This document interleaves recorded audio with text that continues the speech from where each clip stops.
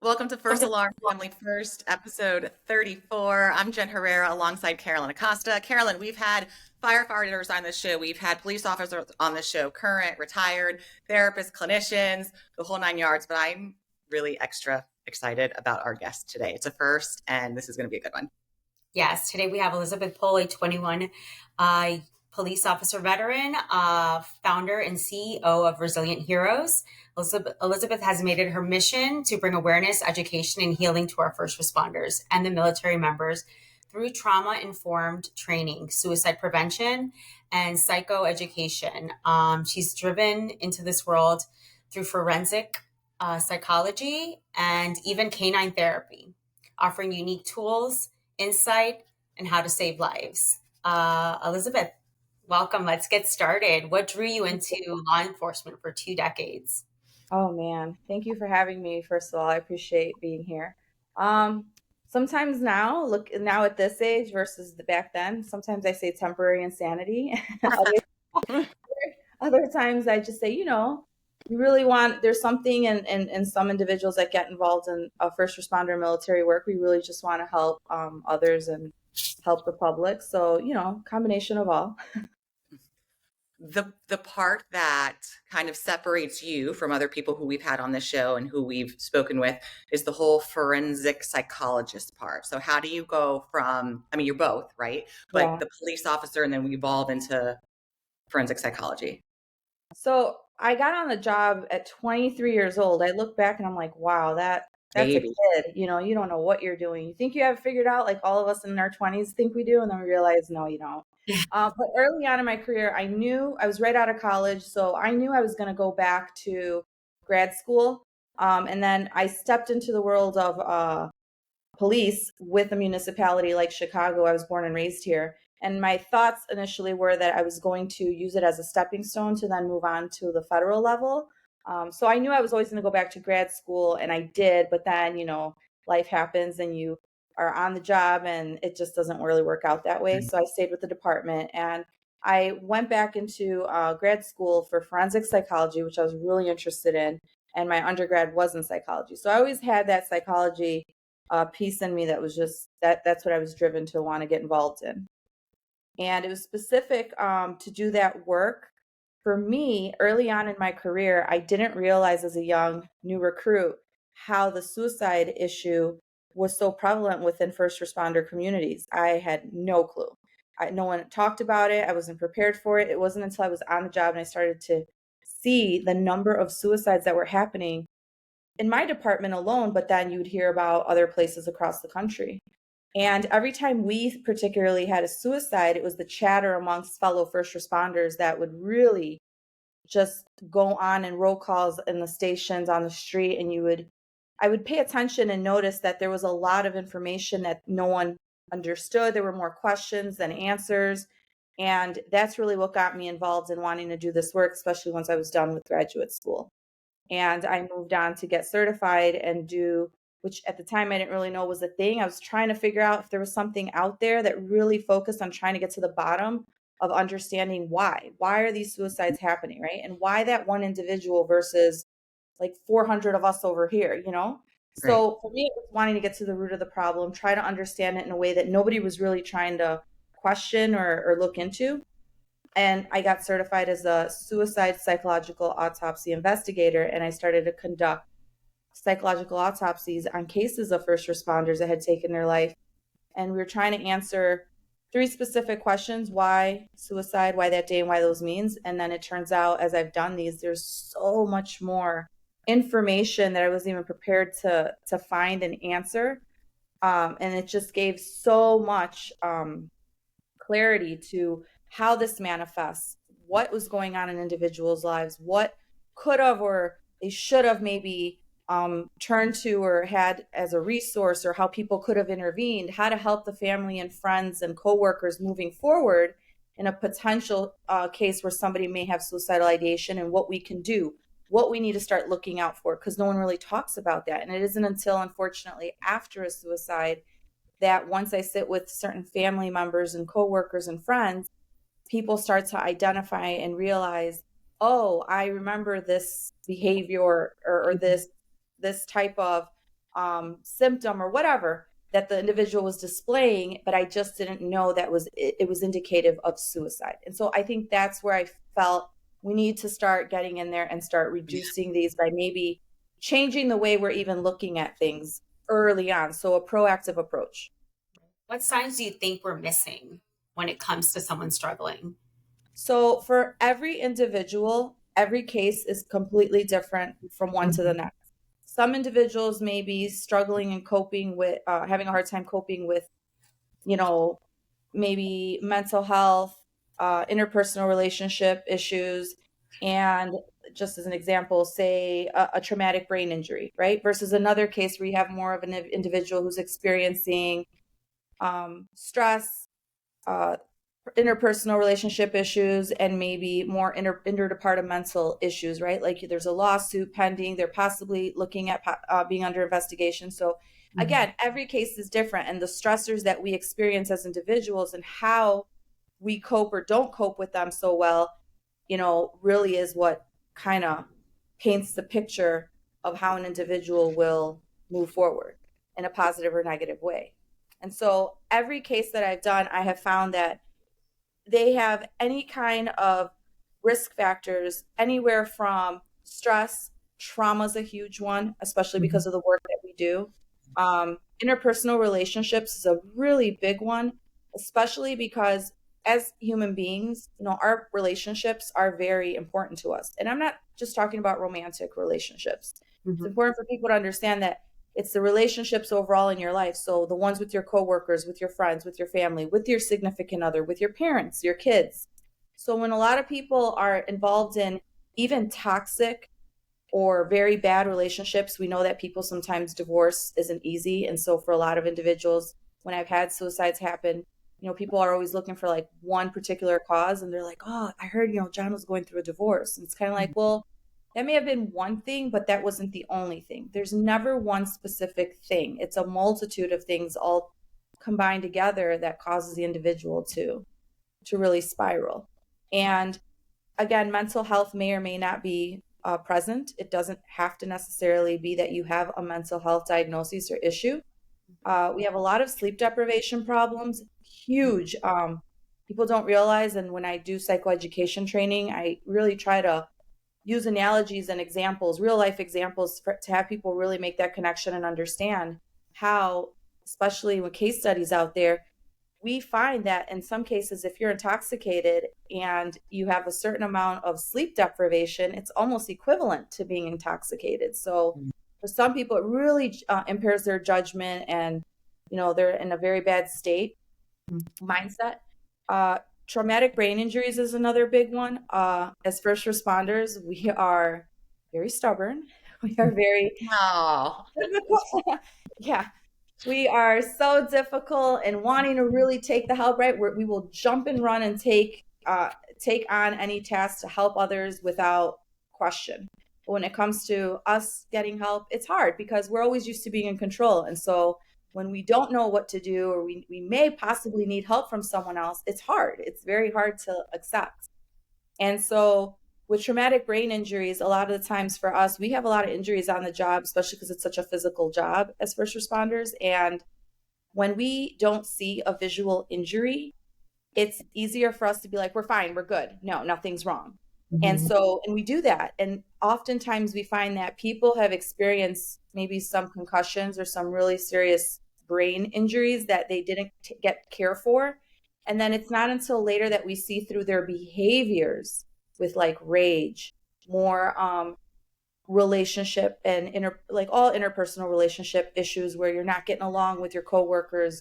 You see maybe issues where the individual, like in this field of work, they're getting more complaints because they're not handling people properly, and they become more irate.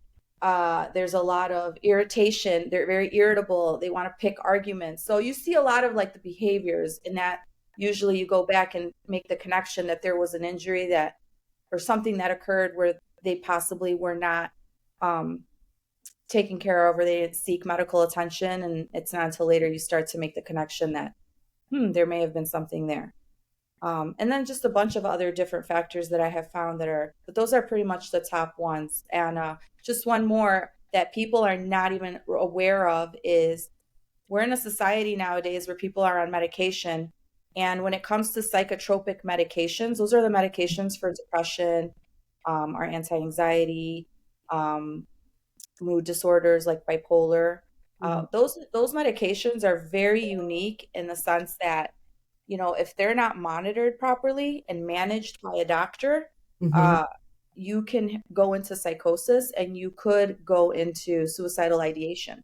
It's not like an antibiotic. It's not like anything else out there that people are just kind of like, yeah, take as needed, right? Like the painkillers, even though they kind of may have some, bad outcomes in the end too. But these, if you go off of them cold turkey, if you're not weaned off of them properly, people can go into a psychotic episode. If individuals are taking them with alcohol, unlike an antibiotic, which we've all done before, we mix, you have an antibiotic, you take it, nothing happens, no one dies. But with these medications, given the individual's chemical makeup and what medication they're on, what dosage, if you have a glass of whiskey with it, it can put some individuals into suicidal ideation and some psychosis. So this is information people just don't know, and if they just knew more, then people would have options and a little bit more of like a tool set to be able to maybe you know go in a certain direction that's like healthier and safer. Yeah, we talk about those different options a lot in our show. Again, some people medication works, but just the awareness that there are Yeah. some other options. You mentioned the three questions that you ask: why those means, why that day. Those are not easy questions to ask. But with that said, and I don't mean this in a praiseworthy way at all, but people are very curious about suicide. Yeah. Do you Right. find the answers to those questions? Oh yeah, those are the three easiest ones to answer, but like I've said, as I've continued to do these, I find even more information that we weren't even questioning, but it comes out. So the methodology behind doing the autopsies is I reach out to the closest individuals of the deceased. Um, it could be the parents, the significant other, friends, coworkers, and I usually do about five individuals that I'll interview. I'll have one individual be the point of contact, and so I'll discuss what we're doing and how this is going to be, what the outcome that we're looking for is. Um, I know that this doesn't change the outcome. It's very unfortunate. It's very sad. However, there are some families that do have some unanswered questions that they would like to kind of, fill those gaps in for. And it does give them a bit of closure. Again, it doesn't change the outcome, but it does give them a bit of closure to understand maybe why and how this happened, right? What the individual was going through. Again, we don't agree with it. I surely don't. I don't think this is the way, but you start to look at it from a different lens and you can try to understand, man, yeah, that was pretty difficult. That really sucked. And I could see how the individual just felt so much pain and felt there was no other way out. Because again, these individuals, this isn't something you just wake up with and say, oh, I think I'm going to take my life. This is something that's been ongoing. They've contemplated. I've had individuals that have contemplated for months or years, and then things, quote unquote, get a little better. And then they're not thinking about it so much. But then something triggers again, and now they're much more in it. And, they spiral even deeper into a darker place. And you know, the sad part about it is a lot of individuals don't necessarily want to die. They just want to stop the pain. And when I do a lot of this training, again, I do a lot of scenario and analogies that I use to really paint that picture and have people kind of understand from just a different perspective Mhm. and see, because we've been really trying to understand why and how this is happening. Um, we know that 90+% of the individuals that are law enforcement, the means is going to be a firearm. And we know that because of the accessibility to that duty weapon, we see that the duty weapon is the means and always going to be the means for the most part with first response for the police officers, I'm sorry, versus a fireman, a paramedic, or a dispatcher, because unlike the police officers, they don't necessarily always have the means. So they may have other ways that they've attempted to take their life. And we know that again, because this isn't something that just comes out of the blue, you've never thought of it, life was great, and all of a sudden this happened, Mhm. there's usually a meaning and a reason why that particular day happened, right? For some individuals, they may have thought about it for X amount of months, right? But then why this particular day? And usually we can find some connection. Mhm. A lot of times, anniversary dates and carry and have heavy meaning behind them. So some individuals, when they're having a harder time, maybe grieving over the loss of someone, and it's around that time, we sometimes find a connection there, or it varies overall, but usually there's a reason why. Maybe it's the more opportune time, right? I've had cases where an individual, their child wasn't going to be around, completely out of town with the other parent, Mhm. and didn't have to worry about, okay, the child coming in and, catching the individual taking their life, or have to find their body, that kind of thing. So again, it's thought out. Sometimes they do think about, who in the end is going to have to do that cleanup, or where it happens, that kind of thing. So those are things that are thought is put into that. So, and we usually uh, find a lot of that information. Yeah, I mean, I'm hearing you talk, and I've been going back and forth. I go all the time. I think about, like, what was he thinking? Why did he pick this day? I go back. Was it a call? Was it this? Was it that? Because we lived that life, that very, not perfect, but very close to, and just to wake up one day and do such a horrible thing and just leave. I think to myself, yes, leave me, but leave my son. Like, you were the one who would always tell us that we're your everything. So that just doesn't make any sense to me. But the more I'm hearing, this wasn't the first time he thought about this. Yeah. I also don't think that the medications that he was on to were taken properly. And I think that also could have, added to this. But I mean, the work that you're doing, and I've never heard of this before, the suicide autopsy. And when I heard it on the other podcast you did, it was so interesting because, yes, I think people should be looking back and seeing and trying to figure out why these things are happening. Yeah, I feel that, and this is why I really wanted to start doing this work, and this is why I started the not for profit. As I started to do these, I found that there was a huge knowledge gap, huge. And even in my department, I've been on 21 years. Like, I understand that every time we're stuck in a cycle of insanity, I call it, right? We have a suicide occur. Everyone has an emotional reaction to it. They're like, oh my God, this is awful. This is terrible. We got to do something about it. 5 to 7 days after we lay the person to rest, we're back to business as usual, and Mhm. we wait for the next one the same exact way, and we respond the same way, and I'm like, this is insane. This is the definition. Okay, we have to start doing something differently. So I realized two things. One, I think it's a very difficult conversation. It is very taboo in our field to even sit and try to talk about, right? Formally. So you have that. And then number two, I don't think people know enough about suicide, right? And how it happens, why this happens. They just think this is awful, it's terrible. How could someone do this to their family? But those leaders, the leadership and individuals that might make the decisions to maybe start talking about this or really tackling it, if they themselves don't know because they don't have the training, the knowledge, the education behind it, how could they get up there and be like, hey guys, we're going to talk about, something they don't even know to talk about? So that's really why it was kind of like, after doing so many of these, finding these patterns, finding the information, and starting to really have it, I decided it's time to put it out there so that we start having people talk more about it and be informed proactively ahead of time instead of just being reactive. Um, we've had this happen with anything you think about. In the world of medicine, there are doctors we know that have lost patients, right, on a table, in an OR, whatever. And it's sad and it's awful, and they try their best, but sometimes things happen that are out of our control. And so that in the world of medicine, these individuals will take cases and they'll go back and they'll kind of revisit and say, okay, what happened here? Was it our error? Is there something else we could have done? Is there something we missed? And so you take those cases and you try to make corrections, or you try to figure out what you need to do differently moving forward, so that the next couple of cases that you have that are similar to that, you're better prepared, or you I don't know, you add a different tactic, or whatever it is that they have to do or they find, and you move more in a proactive manner, and so now you're better prepared. So I figured this has been such a problem. All we do is just react to them. Oh, this is terrible. It's awful. Yes, we know that. It's a given. We understand that. But what are we doing? What are we doing about it? First, my question was, why is this happening?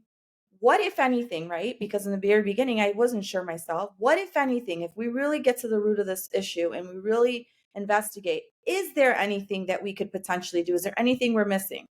And I have found that one of the biggest things we've been missing is that psychoeducation, psychologically educating and giving first responders, their family, the coworkers, everybody more resources, more knowledge on how to pay attention to certain things. What is it that I'm seeing here? At the very least, ask, look into it, talk about it, instead of just, oh, I'm not going to say anything. It doesn't work for us. We've been doing that. What resources, if any, are available? And there's many resources out there. No one knows anything past psychotherapy. It's sad. It's like, it's not the one size fits all. That's not how psychology works. And so giving all of those tools to these people, this population of first responders at the entry level, at a recruit or boot camp training level, right? Because no one ever gave us that, years and years back. We're doing a little better now with wellness, but we have a long ways to go. No one touches suicide. Yeah. And so mid-level, at the in-service level, and then again at the pre-retirement level, people don't realize, unlike any other job, you do need to address these individuals that are going into retirement, because this is a lifestyle they're walking away with. And a lot of times that transition is very difficult. And we find a lot of retirees taking their life. So I think that's what we haven't been doing and we need to do. So we're not just like, oh, we're knees deep in like a mess here. And now what? What do I do? When someone's having a heart attack, they're not like, oh, you know what? I think I'm going to start looking into what I need to eat healthy to like avoid these arteries from being clogged, right? Like, too late. Like, we need to start doing this way in advance. How do we give everybody the resources, the tools, the options? Give them a different perspective. Oh, I never really saw it that way. I never thought about it that way. So when I do the psychoeducation, I do measure impact metrics. Very important, because this isn't about me and I'm up out there just blabbing. Like, is it working? What do we need to do? How do we adjust? What are we missing? What do we need to add? Right? That's how you measure impact. And those metrics to understand, are we going in the right direction? And so it's very important. There's a lot of individuals who are like, I didn't even know that. I had no clue about this information, or I never thought of it from that perspective. And so that's why it's important to really continue to do this work, because I really do believe that if we do offer that proactively way in advance, you will have a little bit of an outcome where either the suicides are reduced, or definitely people will be less likely to fall into crisis mode. We talk about that a lot, about getting the rookies, you know what I mean? Early on, we talk about the retirees a lot. My husband and I, when Carolyn and I first started on this journey, I asked him, I said, in recruit training, did you learn anything about this? He's like, no. And we joked, it's not funny, but we joked, like, they spend a week, I think, and I could be wrong, but it was a long period of time. It was more than like an hour, learning how to tie knots. But zero education when it comes to looking for these kinds of signs. It wasn't until he was studying for his lieutenant test in the book, there was a little blurb, like a little blurb about it. So, I mean, we could go on and on and on, and we're trying to make changes when it comes to curriculum, and the whole retiree program is a whole different program that we want to tackle. But I'm curious, Liz, okay, so you get your education, you get your little certificate, not little certificate, but you know what I mean? Like, you're good to go. Like, you can start helping people. Hands-on. Was there an aha moment for you, like something that really surprised you when it came to all of this, when it came to speaking with families, when it came to doing the autopsies, something that was like, damn, I didn't learn this in a book? I would say that more than anything, the individuals themselves, like how bad they were silently suffering and silently they masked so much. And that's the thing too. I tell families and friends, I'm like, listen, what you don't know, you don't know. You can't blame yourself. This isn't even about blaming anybody, right? It's just trying to understand. And so seeing a lot of what individuals like, because I'll take all the information and I'll end up writing a very detailed, like 15-page report. And we look at everything. I go so far back forensically, all the way to even childhood in some cases, because trauma, believe it or not, a lot of people don't realize that their traumas from our childhood that still stick with us and really have an impact on us, even as adults. And people think, well, that was 20, 30 years ago. I'm over that. To some degree, you kind of are, but to some degree, you're really not. I've had individuals who childhood trauma with abuse as a child, they thought, they got over, moved on to some degree in life, but when they had their children, popped right back up because it's unprocessed trauma. And one of the things that I have found the most, and I really, really teach this to a lot of the first responders and military, is it's not that we can't handle the trauma. We do, and we do a damn good job, because even in the most traumatic situations that we experience, we still show up the next day, which in some cases is hours later. And we still show up to do the job and answer more calls and deal with more trauma. It's the fact that we're not processing the trauma. That's where we get stuck, and that's where we have issues. And it starts to go on with us. And even though we kind of move forward in life and, we're taking care of our kids, our families, we're going to work, and all the stuff that we deal with day in and day out, it haunts us every day, and we're not dealing with it because we'd rather shove it down, pretend it's not happening, compartmentalize it, and be like, yeah, whatever, I'm moving on. And it's like, no, it stays in a part of the brain that doesn't process through properly, and it haunts you with intrusive thoughts, with nightmares, or you can't sleep. And now you're going to the doctor, asking the doctor to give you some psychotropic medication like a Xanax because you can't sleep, but we're not getting to the bottom of the problem and dealing with it. So if we offer this information, we start to show people how to properly, look at what you're dealing with. And we're so good at lying to everyone else, right? We'll be like, yeah, we're fine. But we know when something's off, even if we don't know exactly what it is, because we're not doctors or whatever, but we know ourselves, and we know that, you know what, I've been off a little, I've been snappy, or whatever it may be. We know when something's off. And so it's at least dealing with that and identifying that I'm not right, something's a little off. Just look into it, kind of deal with it so that it doesn't progressively get worse. And it's when people don't deal with their shit, really. Yeah. And they don't process the traumas and process all the difficulties in their life, because it's not just the job.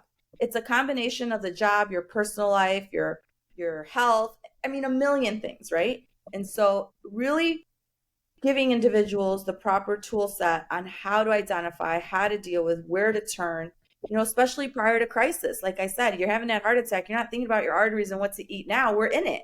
So why don't we start thinking about, hey, what do we potentially have that we may be dealing with in the future after you do this job for a certain period of time? How does that affect your family life? How does it affect you as a parent or a significant other or a son or a daughter, right? And when I find myself experiencing X, Y, and Z, what are some things I could potentially turn to do? What works, what's available, what's out there, right? Because what works for you may not for me, and that's fine. There's nothing wrong with that. But turn to something. Don't let it get so bad where it's now, oh my gosh, again, it's so horrific. And when people spiral, and they spiral so far down, think of being in a hole. The further down in the hole you get, the less light you're able to see.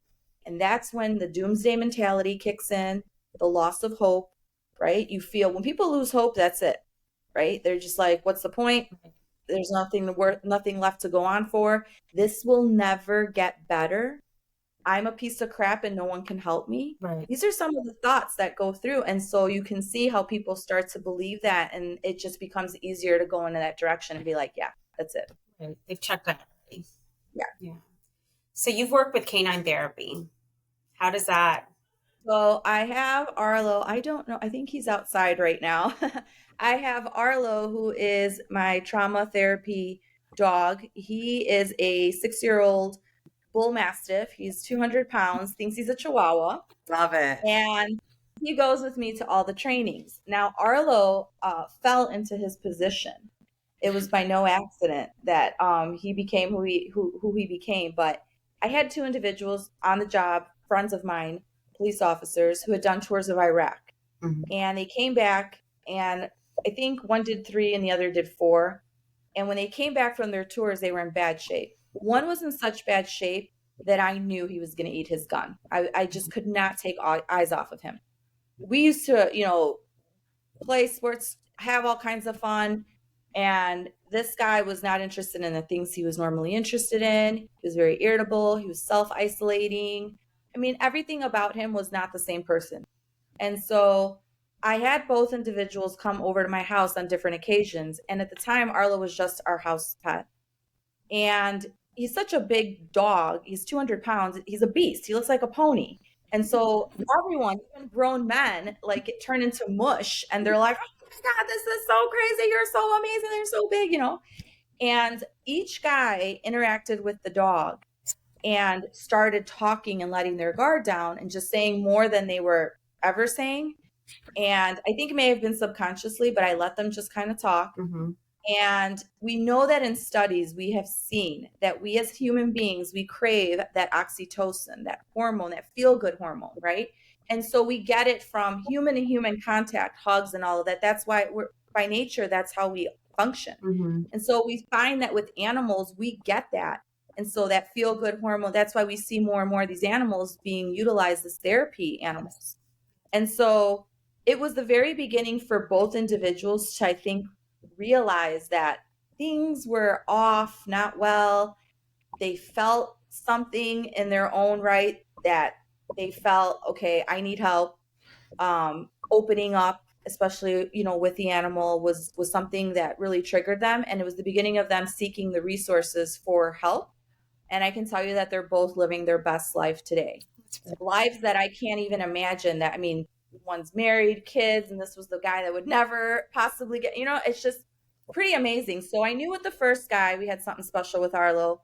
And then by the second guy, I was like, yeah, no, we can't ignore this. So he went into training and he already had the temperament, which they need to, have before they can even go into training and evaluation. And yeah, he goes everywhere and he loves interacting with everybody. There's some people sometimes where they're emotionally, so the trauma therapy dog helps individuals to regulate their emotions, right? So if you have emotional dysregulation issues, stress, anxiety, Mm-hmm. depression,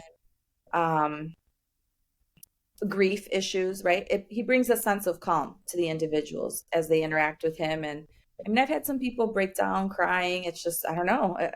Yeah. There's pieces I can't really answer as to what the dog, I've had the dog go.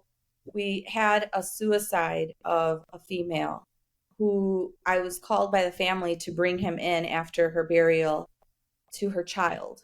So the child can interact with the dog. Mm-hmm. And it's amazing because you have this child here who should not have to be dealing with burying his mother and shouldn't have to experience real adult issues and sadness. And for an hour and a half, the dog allowed him to just be a child and to forget temporarily about this chaos and horrific situation and just interact with him. And his size and everything obviously, throws them off.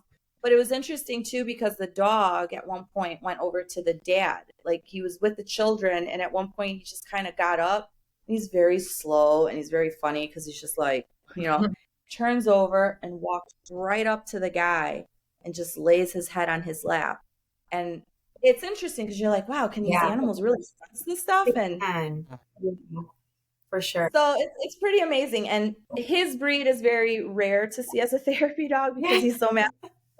However, that was on purpose. Well, obviously he fell into a position, but I think it really helps this particular population, first responders and military, because there's a commonality with them that on the exterior, they're tough, they're rough, and they're like beasts, right? But internally, they are loving, individuals who, I think that's that commonality there. And that's why he works for a lot of those tough guys and gals. They're not going to connect with the Chihuahua like they're going to. Some do and some might, and I like the little dogs too, but just saying, there's something about this guy. Yeah, no, I would agree with you on that. How does this work, Liz? Do the departments fund these autopsies that you do? Do the families fund these autopsies? Is it, I know you're a nonprofit, but let's say outside of what you're doing, who takes care of this? Who's looking for these answers? So it's interesting you ask. Not many individuals are aware, or agencies are aware of these autopsies. They really are not. And then when it does kind of come to light, I think the agencies are very much afraid and want to stay away from them. Yeah. And I get it. Mm-hmm. And it's because of liability and blame. They're worried. And again, sometimes people just don't know enough about something and we're just afraid of something that's unknown. Mm-hmm. And so, yes, people would think, agencies, I guess, would think, oh man, oh, they're going to put blame on us, right? Because everybody immediately does say, oh, it's the job, it's the job.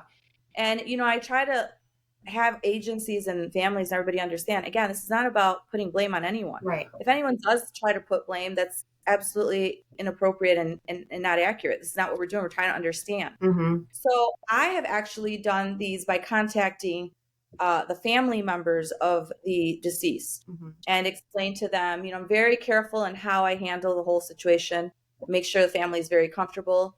I mean, at any point, if they're uncomfortable, they don't like it, it's different. I'm very careful not to re-traumatize them because that's not the goal here. And I let the family know what we're doing. I've done them at no cost for the most part for these families because we're really just trying to gather so much data. The not-for-profit now, we're trying to do more of them, but at this point, I've done a lot of them, pretty much all of them, at like a pro bono, no cost, because we're really trying to gather so much info and data. And I don't think families should have to ever have to pay for something like this. No. So I know that the agencies don't really want to get involved, and that's fine. I think at one point in the future, maybe when, like anything else in life, right? When we know more about it and we understand, then people are like, oh, okay, not so frightened and willing to work on it. So it's really been myself and starting the not-for-profit and really just going out there. And I'm always looking for more first responder or military families. If they're willing and wanting to get involved and have it done, we could absolutely do it. They are very time consuming because I'm very, very thorough in looking at every possible aspect. And then sometimes when I interview certain individuals, there's pieces of information that are very, very relevant, again, from a psychological standpoint, that maybe for others, they wouldn't think like, oh, I didn't think that was a big deal. It's like, no, that's a huge piece. And something comes out that then I have to reach out to someone else I never thought of interviewing. It's like, wait, who's that individual? And it's like, okay, we need to talk to that person to get to fill in the blanks of a little more pieces of information that may have surfaced. Huh. It's interesting. No, I love what you're doing. Oh, I'm thank volunteer. Oh, absolutely. Yeah. No, absolutely. We're again, and I always respect, I let the families know, I'm very thorough in explaining how this works, what we're doing, why we're doing this. Right. We move at their pace. I make sure they're very comfortable. At any point, I always tell people, if you feel that you change your mind and you don't want to do it, that's Right. perfectly fine. This is very much on family and coworkers, friends terms. We're here to help you families, right? And to be able to maybe possibly, if we can give you a little bit of closure, some answers, that would be great. We know we're not going to change the outcome, but Right. yeah, sometimes that does, I find, as I've worked with the families I have worked with, that does in a weird way help a little bit to have a little bit of understanding, because I find that some families are constantly just wrapped around like trying to make sense, and it kind of aggravates them. It drives them nuts, if you will. They just don't get a chance to finally Right. just exhale from the whole thing. And so a lot of times you will find more information and you'll see like, okay, this was going on. These are all. Now, I will tell you this, because people do ask me sometimes, well, how do you know that what you're finding is even like accurate, or that that's really the answer? And that's an excellent question. So there are cases of individuals who have attempted to take their life with actually putting a bullet through their heads. Not just like a slight little, but legit attempts on suicide. And they, fortunately for them, were not successful and have had a second chance at living. I have, quote unquote, autopsied, because I mean, technically they're not dead, but I've ended up interviewing and going through the process with them in their case directly with the individual. And I have found, again, in measuring those metrics, right, I have found that we are very consistent in a lot of the information that those individuals reveal to us, and that, yes, those risk factors were there.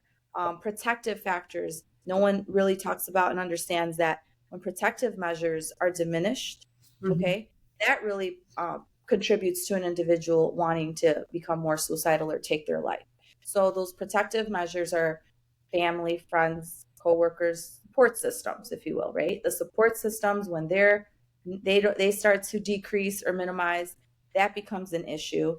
Um, Overall things in life, like having that work stability. So if you're in trouble with work, or things are going really bad with work, your health, those protective factors, when they diminish or they're completely absent, again, that and then risk present, it's a recipe for disaster. And so, yeah, there have been individuals I've sat with who have had a second chance. And for me, from my dorky psychological perspective, it's groundbreaking because you realize, wow, we're on the right path. It says a lot about what we're doing and what we're finding. You know, I can never go back to those individuals and say, hey, are we are we doing a good job here? Is this really what was going on? Right. But it really definitely um,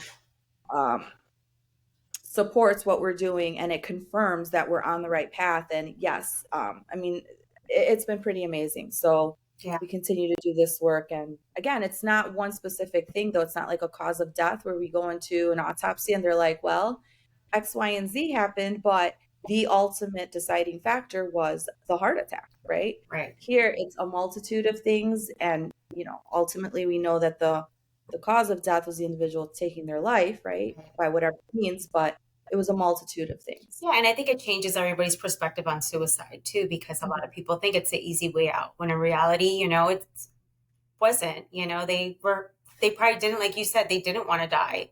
It was just, they were under so much pain that it was just unbearable, and they just felt like they would probably be doing their family members and themselves a favor. Yeah. So, Very different mindsets, different perspectives that people have. I will say I've asked certain individuals that have attempted and were unsuccessful, you know, what have you, where are you now, or what did you learn? And a lot of them will tell you, I didn't have the right mindset, but I also didn't have the proper things in place as far as resources or know what to do. Or I used to think that I was doing my family a favor. Some individuals will tell you that they thought about their families, they love their families, but again, and this is, I'll share with you really quickly, little insight of when I do the psychoeducation and what it looks like when I say I do scenarios and like analogies, right? If I asked you both who are the most important people or things to you in your life in this world, you would say My husband and my children. my husband, my husband and my child. Yeah. right. And so if someone approached you in this moment and macheted, clean cut your arm right off of you, I think it's safe to say that that would be probably the most painful experience, right? It'd be pretty painful. We're bleeding out. And what do you think maybe one of your initial thoughts would be as you see yourself bleeding out, you hit the ground and you're in pain? What do you possibly think? I'm going to leave my Don't- son and husband. Yeah, Yeah, I don't want to leave them. Okay, so you think you may possibly die for sure. That's accurate enough to think, to have crossed your mind. And you definitely think of the individuals that you love and care for, right? Because now you're like, wow, this is a near-death experience, and I'm in a lot of pain and I'm bleeding out, I might die. Now, even though you're thinking about those individuals that you care about the most and that you love so near and dear, the pain is so bad, though. No matter how much you're trying to hold on for their sake, for your own sake, and you think about them, you keep going back to that level of pain. And ultimately, you're like, holy shit, stop the bleeding, stop this pain. I need help. You're hoping the medics show up. You're hoping that you can get through this and that you stop this pain. That's all you can focus on. Yeah. Even though you've thought of them and you love them and you care for them, but the pain still consumes you. That's the closest way I can describe a lot of the individuals who are experiencing, who take their life, who end up taking their life by suicide. At some point, it's not that they necessarily want to die, but the pain is so excruciating depending on what they're experiencing. So it's not that they don't necessarily think of their family. In a lot of cases, they do think of their family, but the pain is so overbearing. So it's just an example, a way to have people understand just a little bit of the perspective. Again, not to say that we must agree with this, right? It's Right. But if we understand maybe the mindset and where people are, maybe we can way further in the earlier time of where they're at, now in this space of crisis and suicidal ideation, if we can start giving them the resources, if we can start talking about this, hey man, we understand that it's only normal after trauma from this job for us to have these reactions to abnormal situations. Like our reactions are normal to abnormal situations, but everyone's running around thinking the opposite. Oh, doing this job, I'm supposed to be tough. If I have a reaction to it, I'm weak. I'm crazy. I'm losing my mind. And again, this is where we need to start really implementing the realities of the information, offer the resources and the truths of it. Mm-hmm. And so we'll processing things, especially that come from this job, and the balance of the job, your family, and all of that, it becomes a lot for people. So that's where we really, I think, need to intervene. That analogy made me like oddly emotional. Yeah. I don't know. I was like, oh my God, I'm gonna start crying. Like, no, I'm sorry. so we've had these conversations, but breaking it down like that and Right. thinking of that pain and how I wouldn't be able to put my kids and my husband for like shit. Right. Yeah. I can only think about them and hold on for them. So it's like, it's not that I didn't, right? Because when people say, how does somebody do this to their children? How do you do this to their family? And I'm like, I totally get what you're saying and I hear it. But again, having learned so much and having understood this from really getting to the bottom of it, Yeah. I've now been able to find information that's so important to be like, hey guys, listen up. Let me tell you this. Let me have you understand this. And so now we make sense of it, and now we can definitely do more about it at an earlier stage and give people the healthy ways to get through all of this stuff. Woo. I know. Listen, Liz, this has been amazing. Thank you so much for speaking with us, for meeting with us. Thank you so much. Yes, everything you're saying, what you're doing, Elizabeth, is amazing. And, keep it up. You're doing awesome work.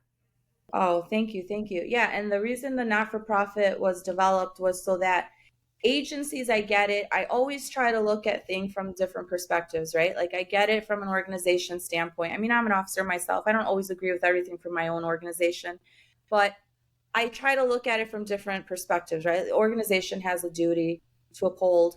Officers, the members, we have our own, right? We don't always agree, but finances and budgeting can be an issue. And a lot of times the organization themselves are financed and budgeted by the city, the township, the village, whatever. And we are often making sure that we meet the mandates for training for the mandatory stuff, right? Like there's no way around firearms training. There's no way around certain trainings for firemen and the paramedics and medical, all of that. And so unfortunately though, what happens is once we go through those trainings, the mandated stuff, where there's issues where funding isn't available or,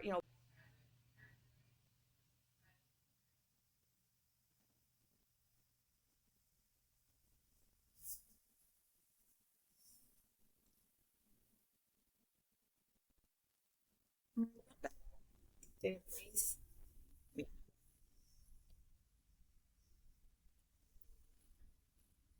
Give it a second, see if it comes back. Okay. Are you good? Are you okay on time? Yeah, no, I'm good. Okay. I don't have her phone number to text her. Is it on, oh wait. Oh, maybe she'll come back in. Okay. That was fascinating, right? It's really good. I think I'm going to have mine done. 100%. Yeah. 100%. Especially if it's like no charge. I want to see. Yeah. Yeah. No, It's like pretty interesting, but like her analogy too. I mean, it was almost like with Julie with the whole like beach ball or ball in the water and you're in water and you're trying to hold on and then eventually you're so tired, right?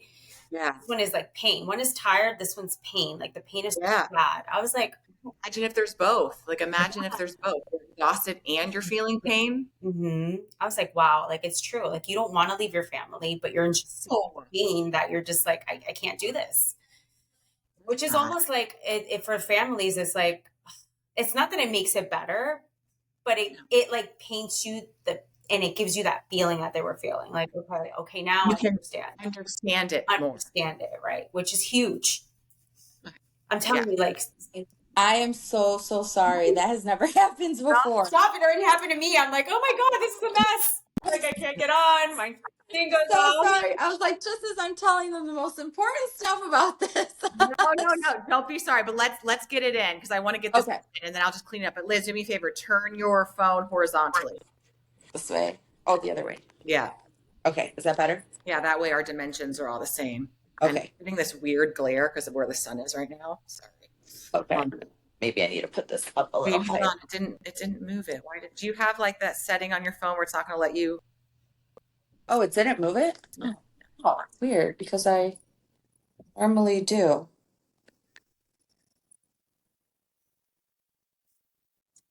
Okay, here, let me see. Oh,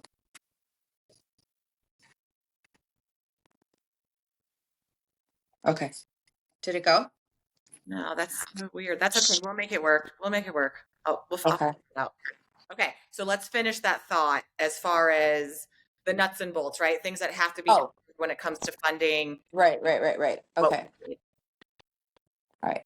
So I have found that a lot of agencies then will not have that funding or budget uh, available. So it's so important that we get this out to all the agencies at different levels. I decided to start the not-for-profit, and I figure if you really do care about your membership and them getting the tools that they actually need, like we do with everything else, right? No one gave us a firearm and said, go figure it out, Liz. No, I went through the training, how to accurately hold a weapon, disassemble it, clean it, shoot, at what point. We need to do this with our own self care, right? Mentally, physiologically, all of it, emotionally. And so we need to give these men and women the tools to be able to be okay, live long careers, and even after their careers, live healthy lives and enjoy their lives. So the not-for-profit I started, Resilient Heroes, is the mission is to provide the trauma and suicide psychoeducation to agencies across the country and the military at no cost to the agency. It's my job to try to acquire the funding, reach out for grants, um, seek individual donations. And so we bring this to the agency. We do the training, we establish and set it up to the organizational needs of the agency. So if you needed it to be a half a day or a full day, however, we get out there. Resilient Heroes pays for the whole entire thing to be taken out and presented to the agency. So it doesn't cost them anything. So at that point, I'm thinking, if you really care about your membership and you know that this is a data driven analysis, right? And the way that this curriculum is put together, it's coming from something. It's not like, just random information. It's also approved through the Illinois Law Enforcement Training and Standards Boards here in Illinois, and I'm working on getting it nationally approved. So it's just an extra certification to really show, this is some real stuff with real data, so that we can give everybody the tools and the means for self-care. And that's ultimately what Resilient Heroes is doing now. So any agency that's in need for us to come out and really present this, you just need to contact me. Well, let them know. Let them know, Liz, how to get a hold of you. Absolutely. Yeah. What's your Instagram? What's your website? Can you share it with us? So the website is www.resilient-heroes.com. You can find me on LinkedIn, Elizabeth Pol. We also have the email is liz@resilientheroes.com. On the website, you'll find everything, phone number, all of that is listed. We're on Facebook as well under Resilient Heroes or Liz Pol. I have the 2 pages. And Arlo comes to all the trainings as well, as long as I can drive, because he has a ramp he goes up and he has to be in the truck. I have not put him on a plane, unless someone's willing to donate a jet to throw him on, because I think even if I went in first class, I think the person next to me would want to probably punch me in the face that there's a pony sitting here. One seat for sure. So he unfortunately doesn't go if we fly. I haven't tried. I just don't see it feasible. But I've conferences, trainings, everything, seminars he's been to. But yeah, nonetheless, it's a good training. It's a lot of information, just like that analogy in that scenario. A lot of the stuff like that is in this training, which is a different way of presenting and really putting information out. The design was very important too, because I myself, as a first responder, I still sit in that trainee seat. And I'm telling you, a lot of the times we have people who they mean well and they have good information, but you have to know this audience. Again, we are a very complicated, difficult group who just want to show up, find out when lunch is and what time you're cutting us out today. Yeah. Exactly. So we wanted to really put something together that would really resonate in a way where with first responders, you're really getting our attention. It really applies to us. So a lot of the, firsthand experiences as a police officer, I think are important, so that I don't come in just from like the clinical side of, mental health. Bringing the two combined and giving them the opportunity to have this be a conversation based and led training really works. Well, let's hope that more departments all across the country take advantage of this. Liz, what you're doing is amazing. Awesome. Thank you so much. Thank you so much. Thank you. We always remind everybody, if you see something, to sound the alarm. Save a life. Thank you.